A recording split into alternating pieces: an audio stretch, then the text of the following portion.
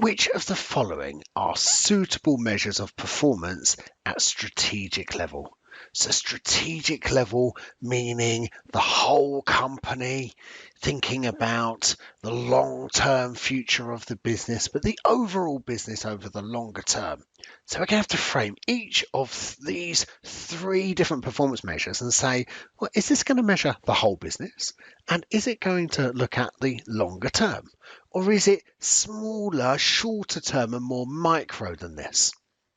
Let's go through each of them in turn. So first one, return on investment.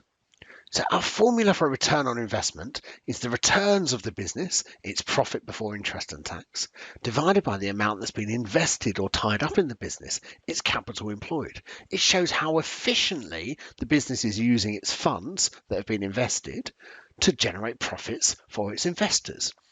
Is that a long-term performance measure for the whole business? Absolutely right it is. So yes, that is very relevant for strategic level performance management. What about the next one? Market share. Market share is all about looking at your sales levels compared to your rivals. Now, is that a measure of long-term performance for the whole business?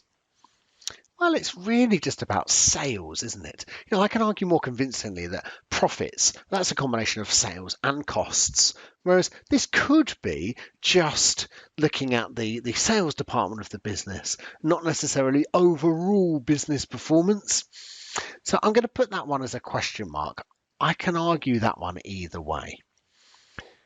I'm leaning towards it being a decent measure of overall business performance, but it is really focused on sales rather than profits, and so perhaps it's not best. Next, the number of customer complaints. That's quite a sort of day-to-day thing, isn't it? That's quite an operational thing. So I'm going to have that as being operational rather than strategic, because that's about day-to-day management rather than the longer term. So I'm going to have that one as a no. So then, nice thing we can do in these sorts of questions is a little bit of reading comprehension. We were pretty sure that number one was correct.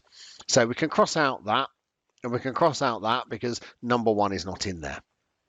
And so I'm left with the two options. If I think number one was right, which I'm sure it was, 1 and 3 or 1 and 2.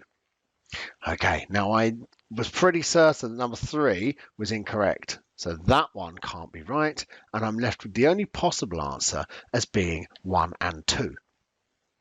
So what we've done there is a combination of using our understanding of the syllabus and our knowledge of each of these formulas and what they represent, and a bit of reading comprehension and problem solving to get to the bottom one as being the correct answer. Market share is a strategic level performance indicator. It is not as clear as return on investment, but this one is also a strat level indicator, and so I'm happy to put that as the correct answer.